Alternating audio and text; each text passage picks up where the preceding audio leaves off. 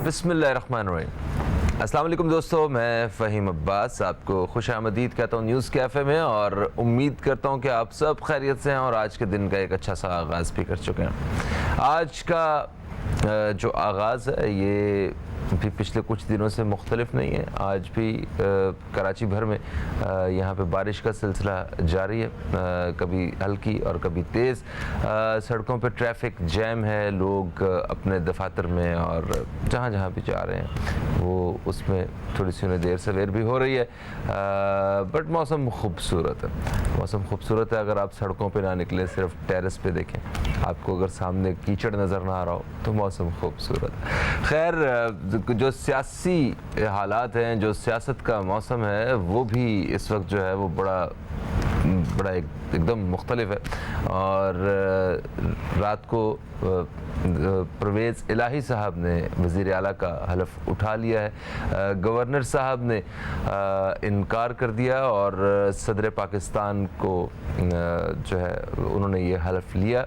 और उसके साथ साथ एक और बड़ी अजीब सी बात थी कि पाकिस्तान टेलीविज़न ने इसको कवर नहीं किया, जो कि रवायात के ऐन ख़िलाफ़ है। आई डोंट नो क्यों हुआ ऐसा, बट ऐसा होना चाहिए था। हमज़ा शहबाज जो हैं उनका इक़्तिदार, मुख्तसर सा इक़्तिदार ख़त्म हुआ और वज़ीर आला बन चुके हैं पाकिस्तान के सबसे बड़े सूबे पंजाब के जनाब परवेज़ इलाही साहब। परवेज़ इलाही साहब पहले भी एक दफ़ा वज़ीर आला बन चुके हैं और उनका जो दौर था वो काफ़ी हद तक लोगों ने पसंद भी किया। मुशर्रफ दौर में वो पंजाब के वज़ीर आला थे, जिनके जो बड़े कामयाब और याद किए जाने वाले जो मंसूबे हैं उनमें पढ़ा लिखा पंजाब और रेस्क्यू 1122 और इस तरह के बहुत सारे ऐसे मंसूबे जिनको लोग आज भी याद रखते हैं। हम उम्मीद करते हैं कि परवेज़ इलाही साहब से जो काम उस दौर में लिए गए बतौर वज़ीर आला, इस दौर में भी उनका बेहतरीन इस्तेमाल किया जाए और हमारे अवाम, ख़ास तौर पे पंजाब के अवाम, इनकी जो सियासी बसीरत है उससे मुस्तफ़ीद हो सकें। आज हमने अपने प्रोग्राम में बात करनी है पाकिस्तान के एक बहुत ही बड़े मसले की जानिब के हवाले से, वो है डॉलर की बढ़ती हुई उड़ान।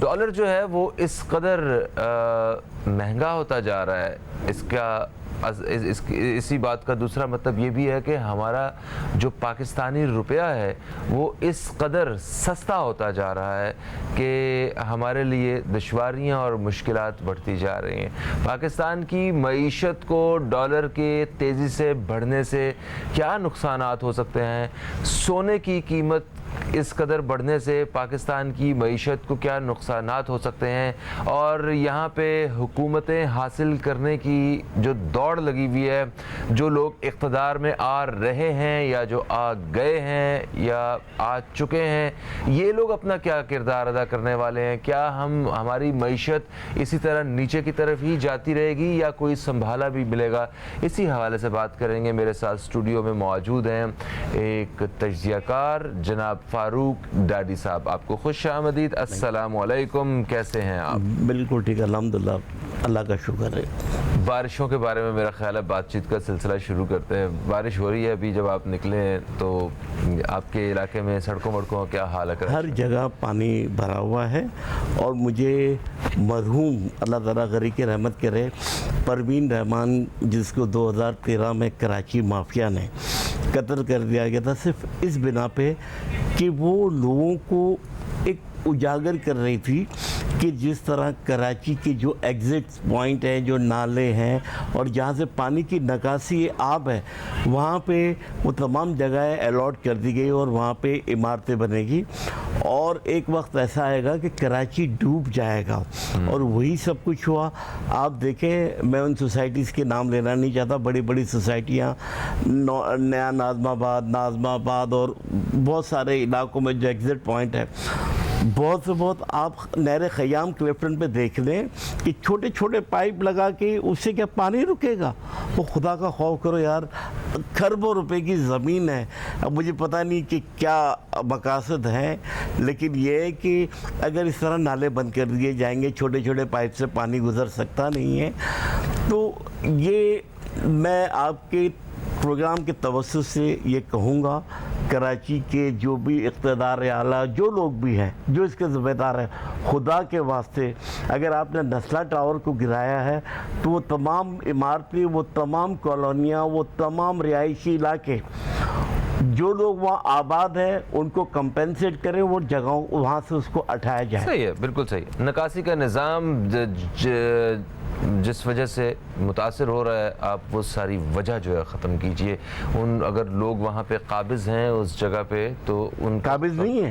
ये कराची बिल्डिंग कंट्रोल अथॉरिटी जो है ना, हाँ। ये उन्होंने सारी जगह अलॉट की है, और जिसने अलॉट की चाहे वो रिटायर भी हो गया, पहले तो उनकी जायदादें जब्त करें और उनको कानून के शिकंजे में लेके आए।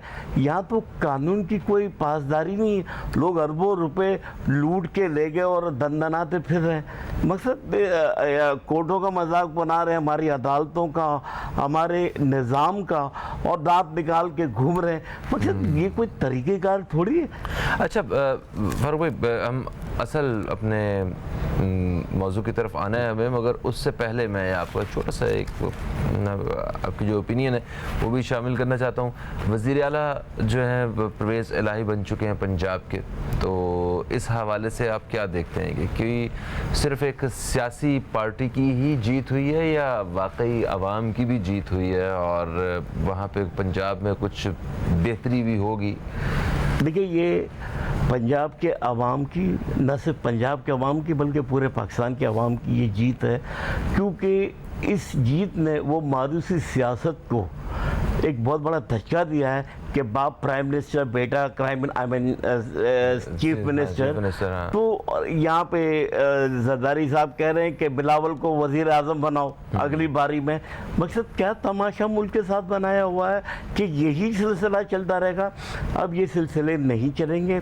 जिस तरह लाहौर की गयूर अवाम ने पिछले इलेक्शन के अंदर जो नताइज दिए और जिस तरह सड़कों पे आ गया, 50% से ज़्यादा टर्नआउट था, जो कि कभी भी ये ज़मनी इलेक्शन में नहीं होता। ज़मनी इलेक्शन में 10, 12, 15% से ज़्यादा टर्नआउट नहीं होता, लेकिन लाहौर की आवाम ने बता दिया उन तमाम चीज़ों के बावजूद कि आपका इलेक्शन कमीशन जो है वो भी जानिबदार, आपकी जो बहुत सारे मुख्तदर हल्के जो थे वो भी जानिबदार थे। इन तमाम चीज़ों के बावजूद अवाम के सैलाब के आगे कोई नहीं रुक सका और अवाम ने अपना फैसला दिया। और अवाम का ये फैसला है कि मुख्तदर ये मारूसी सियासत जो अब नहीं चलेगी, बाप के बाद बेटा। क्या मुस्लिम लीग के अंदर नवाज शरीफ के बाद सिर्फ यही है कि मरियम के शहबाज शरीफ के बाद उसका बेटा आएगा और कोई वहाँ पे नहीं है? मैं खुदा की कसम ये दो लोगों को खराज तहसीन पेश करता हूँ, बैरिस्टर चौधरी एतजाज़ हसन को। कभी वो शख्स किसी के पीछे, किसी बच्चे के पीछे हाथ बांध के नहीं खड़ा हुआ और मेरिट के ऊपर अपना फैसला देता है, मेरिट पे बात करते हैं। इसी तरह चौधरी निसार ने मना कर दिया था कि इन बच्चों के पीछे मैं नहीं खड़ा रहूँगा, ये कभी भी नहीं होगा। तो देखिए, खुददारी भी कोई चीज़ होती है। इंसान चाहे किसी भी जमात से हो, सच को सच कहे। ये एतजाज़ हसन को हमने देखा कि पीपल्स पार्टी में होने के बावजूद उन्होंने मेरिट पे बात की, ये नहीं देखा कि मेरी पार्टी के खिलाफ जा रहा है। तो यही तरीक़ेकार होना चाहिए और यही ऑनर होना चाहिए। बिल्कुल सही। अच्छा फारूक भाई, आते हैं हम अपने आज के असल मौजू की जानिब। डॉलर की ये जो इतनी ऊंची उड़ान है, इसके बारे में क्या कहते हैं कि क्या ये, देखिए थोड़ा सा उसका जो पस मंज़र है वो देखते हैं। कुछ अर्सा पहले जब पाकिस्तान तहरीक इंसाफ की हुकूमत थी तो डॉलर की कीमत जब बढ़ रही थी तो उस वक्त ये कहा जा रहा था कि ये जो दूसरी पार्टियां हैं, जो अपोजिशन है या पीडीएम के लोग हैं जो इस डॉलर की बढ़ती हुई कीमत के पीछे जो है ना वो काम कर रहे हैं, ये लोग क्योंकि ये हुकूमत में नहीं है इस वजह से ये मार्केट से डॉलर ख़रीद रहे हैं, उसकी कीमतें बढ़ रही हैं, पता नहीं क्या अलग अलग किस्म की कहानियां जो है ना हमें सुनाई गई थी। अब इनकी अपनी हुकूमत आ गई और डॉलर तो फिर अभी भी उसी तरह ऊपर जा रहा है। वजह क्या है? मैं बताता हूँ। देखिए, कोविड के बाद हमने कोविड के अंदर एक मिसाल कायम कर दी पूरी दुनिया में, और दुनिया ने जिस खुश हसूबी के साथ कोविड के साथ लड़े और हमारी माशी तरक्की भी चलती रही, यहाँ तक कि 6% GDP ग्रोथ रेट था और ये उम्मीद थी कि ये 7 तक चला जाएगा। अब आप देखिए, जहाँ तक डॉलर की बात है, जब खान साहब ने अप्रैल में जब उनको फारिग किया गया तो उस वक्त 22 अरब डॉलर हमारे ख़जाने में मौजूद थे। ठीक हो गया। आज जबकि हमारे पास 8 अरब डॉलर भी ख़जाने में मौजूद नहीं है। ठीक है, आज बैंकों के पास LC खोलने के लिए डॉलर्स नहीं है, फॉरेन एक्सचेंज नहीं है। तो ये पैसा आप देखिए 3 माह के अंदर हमारी मईशत का इन जो कहते हैं ना एक्सपर्ट्स, सो कॉल्ड एक्सपर्ट्स, उन्होंने क्या मईशत का बेड़ा गर्क कर दिया। अब आप देखेंगे अगर 30 अरब डॉलर की हमारी एक्सपोर्ट है, आप डॉलर सिर्फ एक्सपोर्ट पे कमाते हैं, तो हमारी इंपोर्ट जो थी वो 80 अरब डॉलर की थी। तो ये जो गैप है, ट्रेड डेफिसिट, ये इतना बड़ा गैप को मिनिमाइज करना बड़ा मुश्किल है। ठीक है, आपने तमाम इंपोर्ट बंद कर दी, लेकिन उसके बावजूद डॉलर आपके काबू में ना आ रहा है, ना ये आएगा। आपको IMF पैसे देने को तैयार नहीं। जब तक कि सियासी इस्तेहकाम नहीं होगा, कोई आपको 1 रुपया भी नहीं देगा। ठीक है ना, उन्होंने अप्रूव कर लिया 1 अरब 17 करोड़ रुपए, लेकिन subject to their board of directors approval अभी तक आपको वो पैसे मिले नहीं हैं। ठीक है, अब आप देखें कि जिस तरह के अय्याशियाँ इन्होंने शुरू करी, यही प्राइम मिनिस्टर हाउस और यही प्रेसिडेंट हाउस ने 67% अपने अखराजात कम कर दिए थे और एक साल के अंदर प्राइम मिनिस्टर हाउस में 20-20 करोड़ रुपए की कटौती खर्चे में हुई थी। और जैसे ये आए, इन्होंने अपनी अय्याशियाँ शुरू कर दी। तो देखें, हमें फॉरेन एक्सचेंज की ज़रूरत है। हमारी एक्सपोर्ट बहुत बुरी तरह मुतासिर हुई है। 30 अरब डॉलर की हमारी एक्सपोर्ट का हदफ था और उम्मीद ये थी कि 38 अरब डॉलर तक हमारी पहुंच जाएगी। और जिस तरह लोग मजदूर हमें नहीं मिल रहे थे और रात दिन हमारी फैक्ट्रियां चलने लगी थी जो कई सालों से बंद थी, वो तमाम का बेड़ा गर्क कर दिया गया। अच्छा फारूक भाई, देखें, जब एक और चीज़ भी थोड़ी सी हमें समझाएं। जब पिछली हुकूमत आई तो उन्होंने, नवाज शरीफ साहब उस वक्त हुकूमत में थे, वो एक नारा याद होगा कि मुझे क्यों निकाला, उनको भी इसी तरह ज़बरदस्ती मतलब उनकी हुकूमत ख़त्म हुई और ये हुकूमत आ गई। इन्होंने आके जो पिछली हुकूमत में निकले थे जो लोग, उन्होंने इनको काम नहीं करने दिया, जो हमें एक पिक्चर दिखाई जाती है। ठीक है, इसी तरह पंजाब में भी हो रहा है। जो हुकूमत में होता है वो कहता है ये के पीछे वालों ने बेड़ा गर्क कर दिया मईशत का, है ना। जब पाकिस्तान तहरीक इंसाफ थी तो सारा PDM से जितने भी लोग ताल्लुक़ रखते थे सब कह रहे थे कि ये इन्होंने सत्यानाश कर दिया, बेड़ा गर्क कर दिया, मईशत बर्बाद कर दिया हम लोगों को। अब वो उन लोगों ने आके, जो लोग कह रहे थे उन्होंने आके तरह सीटें संभाली हैं, तो अब पाकिस्तान तहरीक इंसाफ की जानिब से और जो लोग हुकूमत में नहीं हैं वो ये कह रहे हैं कि इन्होंने बेड़ा गर्क कर दिया। भाई अगर सब बेड़ा गर्क ही कर रहे हैं मुल्क का, तो वो लोग कहाँ हैं जो मतलब मुल्क को संभालेंगे, या जिन लोगों को के पास वाकई कोई हल है, या वो वाकई इतनी अहलियत और काबिलियत रखते हैं। अगर वो कहीं भी नहीं है, ना इन पार्टियों में है ना उन पार्टियों में है, तो फिर कहाँ हैं वो लोग? क्या हमारा नसीब और मुकद्दर यही है जिस जानिब हम जा रहे हैं? देखिए, 2008 में जब मुशर्रफ साहब गए, मुशर्रफ का दौर एक बहुत अच्छा दौर था और हमने देखा माजी में कि ये अच्छी बात तो नहीं है, लेकिन आपने देखा कि जब भी कोई फौजी हुक्मरान आया है, मुल्क की मईशत बड़ी अच्छी चली, इसलिए कि उसके पास तमाम इख्तियारात होते थे और अपने इख्तियारात को पूरा वजूद वो लेके आते थे। न किसी कोर्ट की हिम्मत थी कि उनको कोई वो किया जाए। मुशर्रफ जब हुकूमत छोड़ के गए तो पाकिस्तान पे कुल कर्जा 34 अरब डॉलर का था। जब जरदारी साहब को ये हुकूमत मिली तो सिर्फ 34 अरब डॉलर का कर्जा था। 2008 से लेके 2018 तक नवाज शरीफ और जरदारी की हुकूमत ने ये कर्जे को 94 बिलियन डॉलर पे पहुंचा दिया, 94 अरब डॉलर पे। अब आप ये देखें कि सितम ज़रीफ ये है कि इतने कर्जे के बावजूद नोटें भी मुस्तकिल छाप रहे हैं। ये नोटें जो छापना जो है ना गैर कानूनी तौर पे जो छापी जाती है, ये आपकी मईशत को तबाह बर्बाद कर देती है, आपकी मईशत को नुकसान पहुंचाती है और उसके असरात फौरी तौर पर नजर नहीं आते। आगे करते ये थे कि वो जो करेंसी होती थी उससे लोकल जितनी भी फॉरेन एक्सचेंज आपके पास मुल्क में होती थी, डॉलर, रियाल, पाउंड जो भी था, वो सारा खरीद के ये बाहर चला जाता था, मनी लॉन्ड्रिंग। तो जब डॉलर महंगा होगा तो सोना और हर चीज़, इलेक्ट्रॉनिक हर चीज़ महंगी हो जाएगी। अभी लोगों को इसके असरात नहीं पता चलेंगे, लेकिन चंद माह के बाद लोगों की चीखें निकल जाएगी। नहीं तो क्या डॉलर अभी सस्ता होगा? जितनी तेजी से बढ़ रहा है, क्या इतनी ही तेजी से वापस आएगा? नहीं, इतनी तेजी से जब आपको IMF का कर्जा होगा बहुत से बहुत 15 रुपए का फर्क पड़ेगा, ये इतनी तेजी से नीचे नहीं आएगा, क्योंकि इन 3 माह के अंदर मईशत का जो बेड़ा गर्क हुआ है, हर जगह पूरा निज़ाम दरम बरम कर दिया गया है।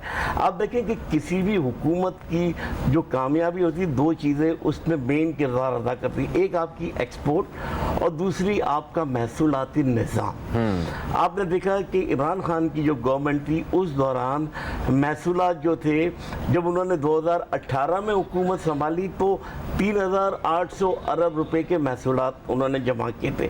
2021-22 में जो उसका अदब था वो 6100 अरब था, और इन्होंने पाकिस्तान की तारीख में पहली बार 6100 अरब से ज़्यादा 240 अरब मजीद कलेक्ट किए। जी बिल्कुल, आप सही कह रहे हैं। टैक्स कलेक्शन के हवाले से एक मेजर स्टेप लिया था और वो एक बड़ी सही डायरेक्शन में जा रहे थे, जिससे हमारी मईशत पे एक अच्छा असर पड़ना था, और डॉलर की कीमत जो है वो आज ये ना होती अगर वो लोग होते। ये आपका कहना था, मैं चाहूँगा कंटिन्यू कीजिए। देखिए 2018 में, जैसे मैंने पहले आपको कहा कि महसूलात जो थे, किसी भी हुकूमत की जो तरक्की का राज है वो उसकी महसूलात पे और उसकी एक्सपोर्ट पे डिपेंड करता है, दूसरे अवामिल के अलावा। तो 2018 में हमारी जो महसूलात थी 3800 अरब रुपए थी। 2021-22 में इसका जो टारगेट था 6100 अरब रुपए रखा गया था, और 6100 से ज़्यादा 240 अरब मज़ीद ज़्यादा उस टारगेट से ज़्यादा पाकिस्तान में पहली बार वो कलेक्ट किया गया, वसूल हुआ। और आप देखें कि वो जो 6100 का टारगेट था उसका मकसद ये था कि 3000 अरब रुपए जो IMF से, जो हमने पिछली हुकूमतों ने जो भी कर्जे लिए थे, तो उसकी किस्त और उसके सूद की मद में जाते, और बाकी 3100 जो वो डेवलपमेंट और दूसरे अखराजात में जाते। मैंने आप ही के प्रोग्राम में एक फोरकास्ट की थी, प्रेडिक्शन दी थी कि अगले माली साल में जिस तरह हम महसूलात में कामयाबी से गवर्नमेंट जा रही है, तो अगले उसमें अगर 8000 अरब हुकूमत अपना टारगेट रखना चाहिए, और अगर रखेगी तो वो भी आराम से उसको अचीव कर लेगा। इसकी बुनियादी वजह ये है, और क्योंकि हमारा टैक्सेशन निज़ाम इतना फरसुदा और एक माफिया के ज़ेरे साया है।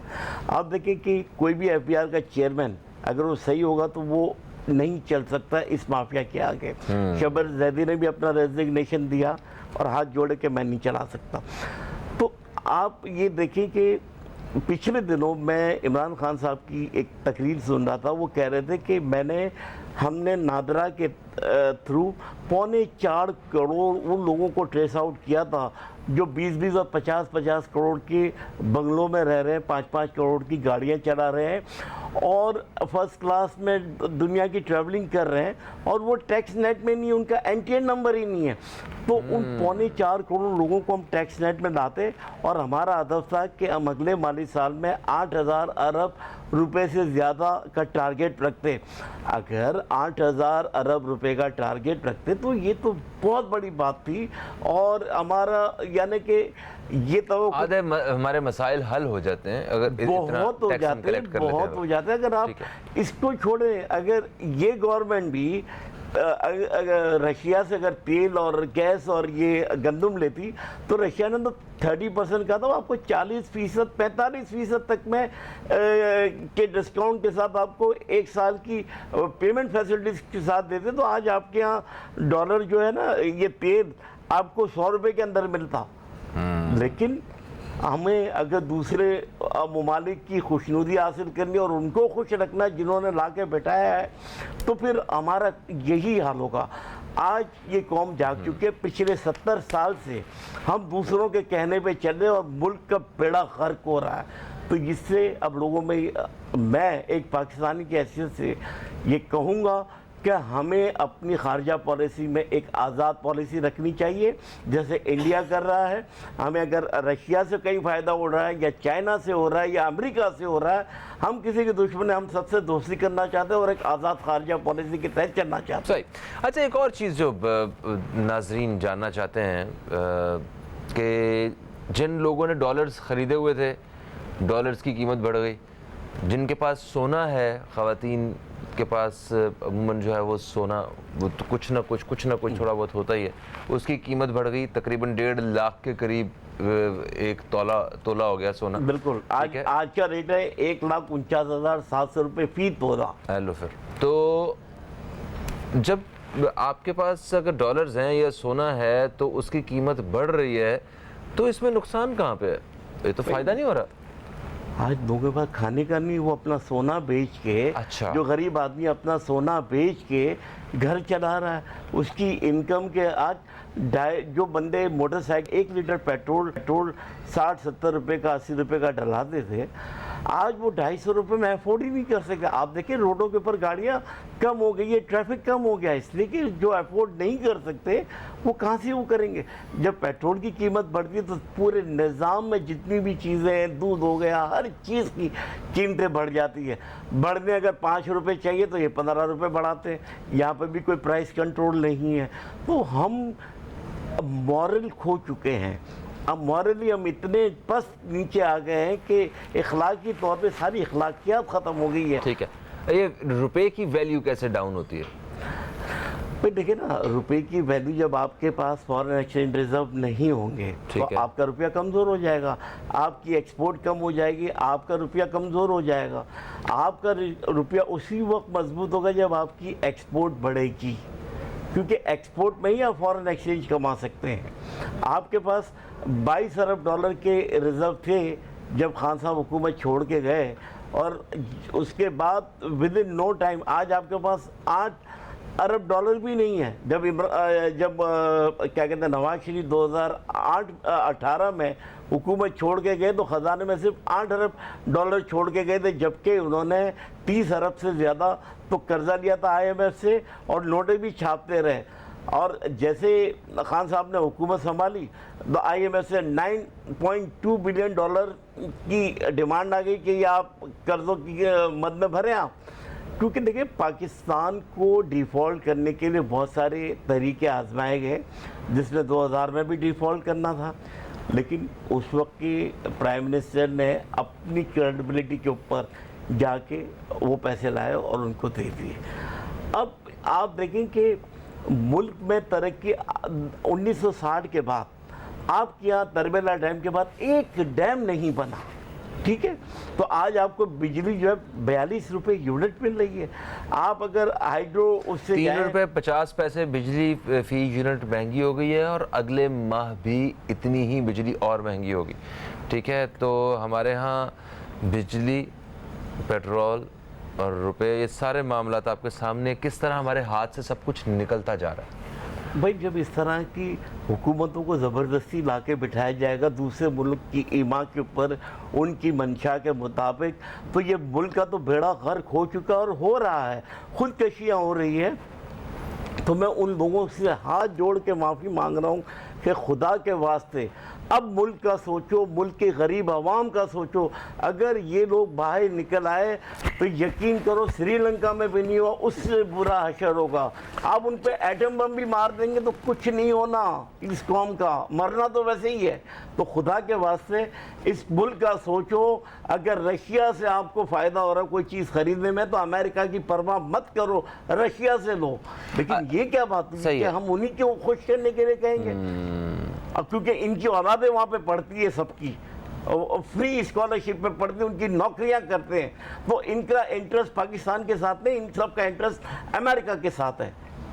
तो खुदा के वास्ते पाकिस्तान का सोचो। आज अगर मैं इमरान खान का ठीक है, मेरे मुल्क के लिए कोई भी अच्छा काम करेगा मैं उसको सपोर्ट करूंगा। और मैं ये कहता हूँ कि इमरान खान ने बहुत अच्छा काम किया, मईशत को बहुत अच्छी तरह लेके जा रहे थे और हमारी एक्सपोर्ट बढ़ रही थी, हमारा ट्रेड डेफिसिट कम हो रहा था, हमारा हर तरह का डेफिसिट कम होके हम तरक्की की तरफ 6 के रेट से हम आगे बढ़ रहे थे और हम 7% की GDP ग्रोथ रेट हम अचीव करने वाले थे, लेकिन आके उठा दिया।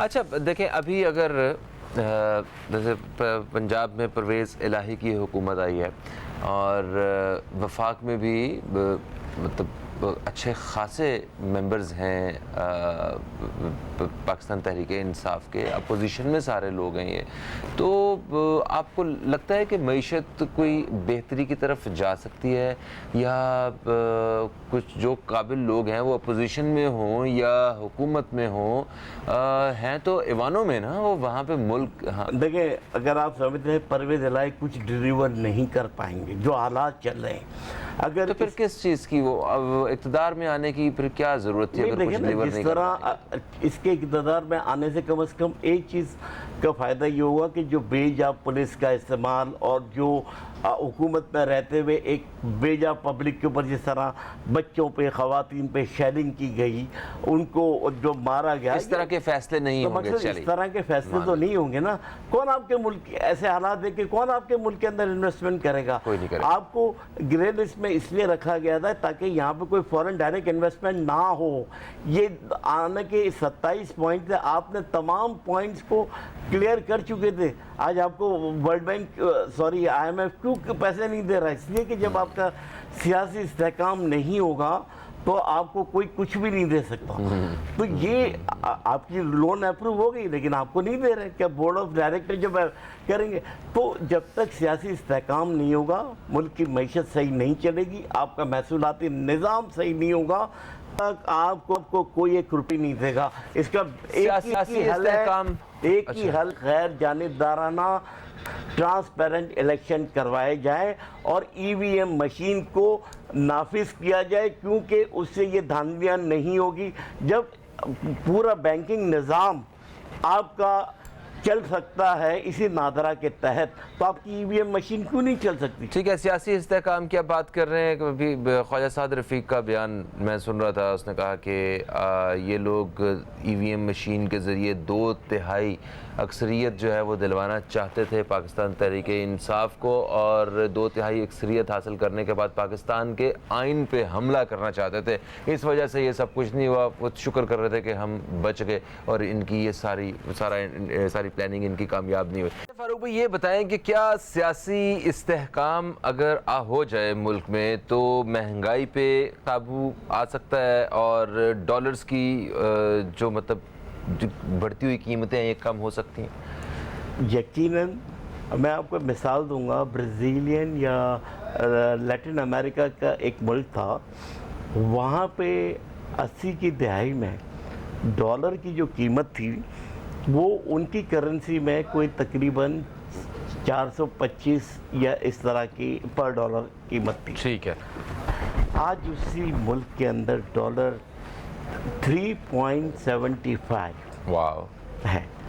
तो डॉलर कम होना आपकी जहाँ सियासी इस्तेहकाम आ जाएगा, जहाँ हमारे मुक़्तदर हल्के अपनी ज़िम्मेदारियों को समझ के सियासत से दूर रहेंगे और सही मानों में न्यूट्रल्स का रोल प्ले करें और मुल्क को एक आज़ाद खारजा पॉलिसी की तरफ हम रखें।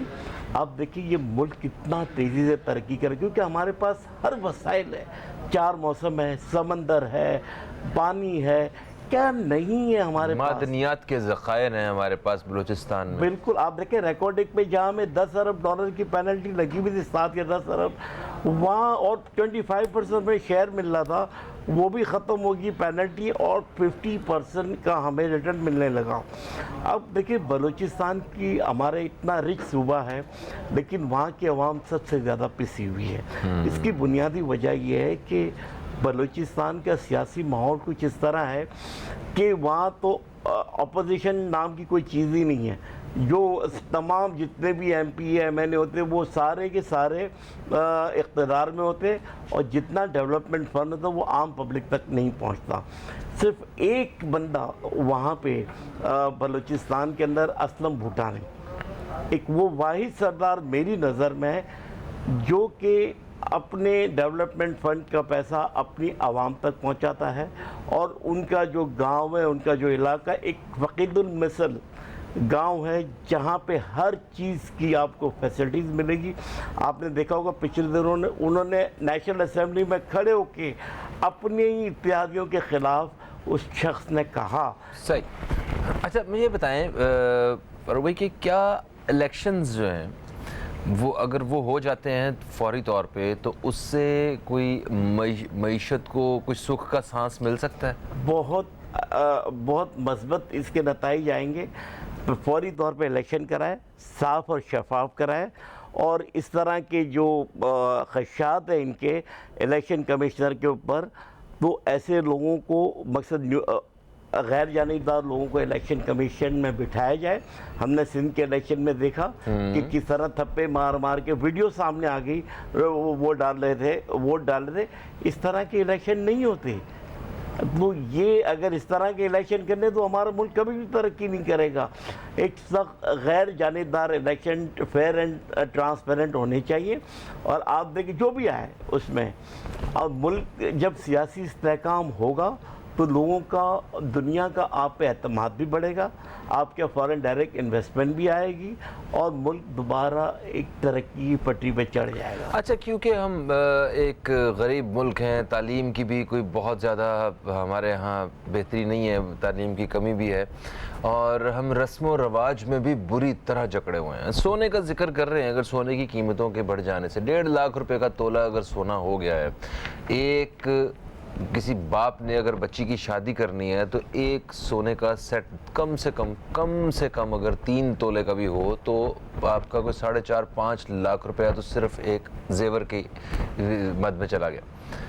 मुझे बताएं कि ऐसी सूरत हाल में जब सोने की कीमत बढ़ रही है, गुर्बत बढ़ रही है, हमें अपने उन रस्म व रवाज के साथ जुड़े रहना चाहिए, या कुछ और आप सजेस्ट करते हैं कि इस वक्त जो है वो इन चीज़ों से निकल आना चाहिए हमें? देखें, इस वक्त लोगों पर खाने को नहीं, खाने की यानी 3 वक्त की रोटी उसको नहीं मिल रही, वो 2 वक्त पे खाना या 1.5 वक्त का खाना खा के अपना गुजारा कर रहा है, और रोटी और चटनी के साथ अपना गुजारा कर रहा है। तो अब आप देखें कि 71 की जंग से पहले यही सोना जो था 150 रुपये तोला था। ठीक है, आज 1.5 लाख रुपए तोला ये सोना हो गया। ये फर्क तो देखें कि हम कहाँ खड़े हैं। यहाँ से हमें हमारी मईशत का, हमारी रुपए का की वैल्यू का पता चलेगा क्या है। 71 की जंग से फौरी पहले और 71 की जंग के बाद जो है सोना 300 रुपये तोला हो गया था, और डॉलर जो है 4.25 से 10 रुपये का हो गया था। आज डॉलर 232 रुपए में भी अवेलेबल नहीं है मार्केट में। आज एलसी खोलने के लिए पैसे नहीं है। तो देखिए यहाँ पे निज़ाम हमारा इतना, और ये जो हुकूमत कर रहे हैं ना, जो मारूसी सियासत कर रहे हैं, इनको कोई पड़ी नहीं है। इनकी सारी जायदादें बाहर है, इनका पैसा बाहर है, इनका सब कुछ बाहर है। इन्होंने ब्रीफकेस भी नहीं उठाना, यहाँ से भाग जाना है। अच्छा, तो ये हम और आप यहाँ पिस रहे हैं और हम और आप इसको भुगत रहे हैं, इनका कोई फर्क नहीं पड़ने वाला। तो ये सोना जो है क्या ये भी डॉलर की वजह से महंगा हो रहा है? बिल्कुल, यकीनन जब आपका डॉलर महंगा होगा, जब आपका 4.25 रुपये का डॉलर था तो उस वक्त सोना 150 रुपये तोला था। आज आपका डॉलर 232 रुपये है, तो आज 1.5 लाख रुपये तोला। तो आप वो रेशो देखे ना। अच्छा, जिस रेशो के साथ हमारी हुकूमतें बन रही हैं और वो टूट रही हैं, पकड़ दकड़ के इधर से 4 लोग लिए, कुछ सारी जमातें इकट्ठी होके मिलके एक वज़ीर आज़म उन्होंने चुन लिया, या अगर सारी जमातें इकट्ठी नहीं हुई तो तब भी कोई दूसरी पार्टी भी अगर कोई आती है तो उन्हें भी चारों तरफ से जो है ना वो मदद लेके फिर हुकूमत पे आना पड़ता है। ऐसे ही हालात रहे, अगर आने वाली हुकूमतें भी ऐसी ही रहीं अगले 5 साल 7 साल, तो क्या पाकिस्तान में आप कोई बेहतरी देखते हैं? देखिए, ये निज़ाम की ख़राबियाँ हैं और ये निज़ाम को हमें बदलना पड़ेगा। ये जो जमहूरी नाम का, जो जमहूरियत के नाम का ये निज़ाम जो है ना, ये बहुत ही फरसुदा हो चुका है, क्योंकि हमारे लोगों की अखलाकियात, मॉरलिटी बिल्कुल ख़त्म हो चुकी है।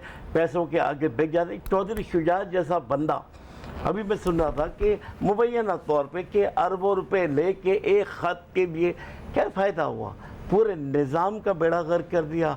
आपको अदालतों में जाना पड़ा, मगर हमारी अदालतों के ऊपर भी हमले हुए।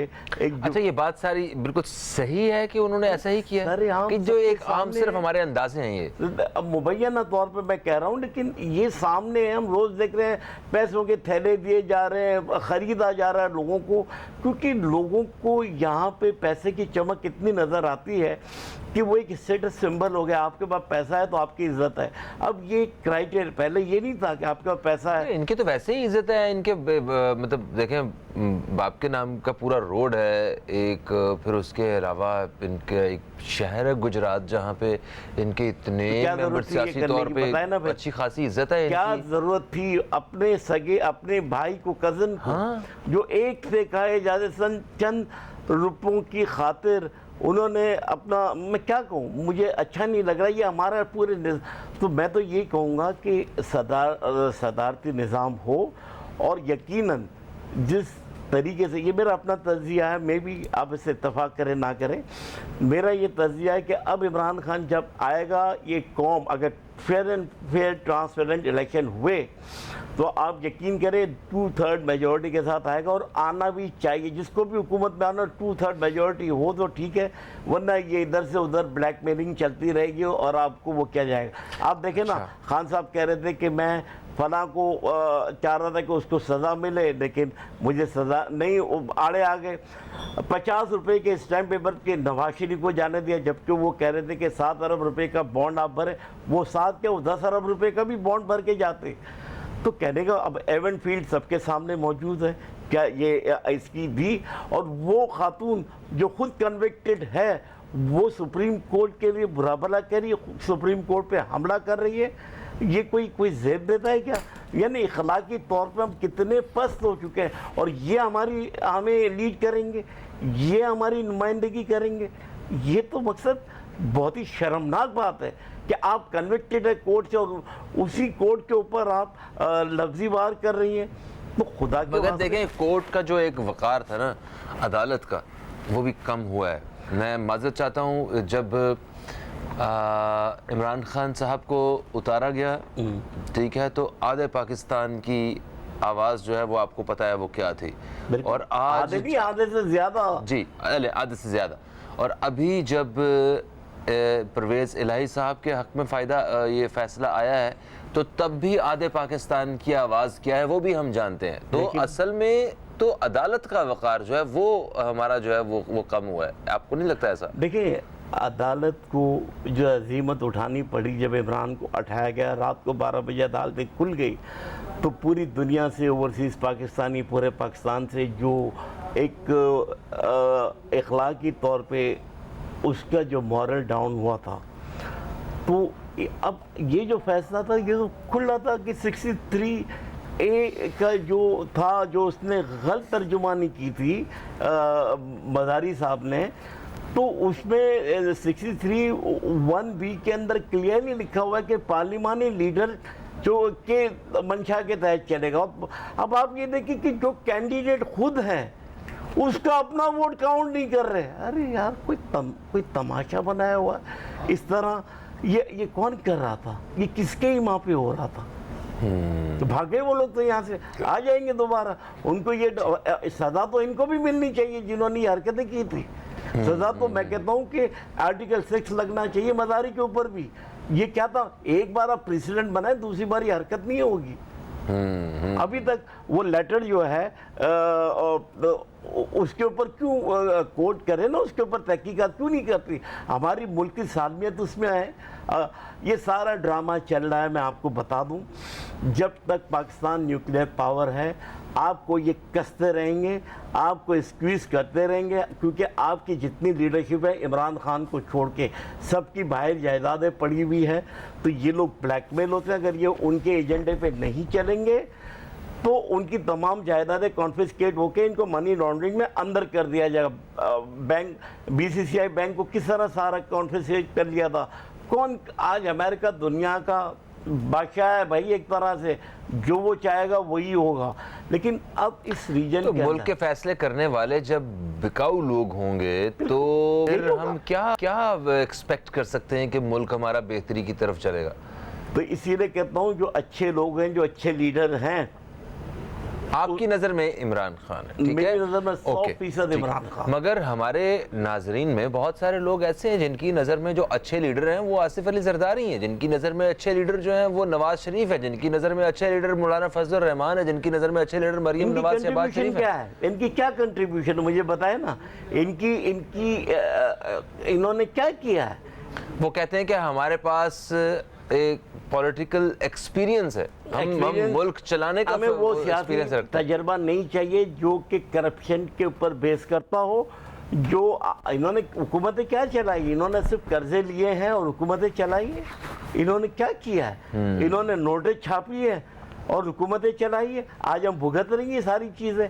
ये महंगाई हो रही है इसी वजह से हो रही है कि नोटें छापते रहे ये लोग। Thank you so much Farooq साहब, आप तशरीफ़ लाए। हमारी आज इस बातचीत का और गुफ्तगू का असल मकसद सिर्फ यही था कि उन हक़ाइक़ को जाना जाए और कोशिश की जाए कि मतलब जो ज़िम्मेदार लोग हैं उनको उनके बारे में बात करके सामने लाया जा सके और हमें हकीकत का अंदाज़ा हो सके कि एक्चुअली ये सारी सिचुएशन है क्या। फ़हीम अब्बास को और न्यूज़ कैफ़े की टीम को दें इजाज़त। आपसे इंशाअल्लाह कल फिर मुलाकात होगी। कल तक के लिए खुदा हाफ़िज़। पाकिस्तान जिंदाबाद।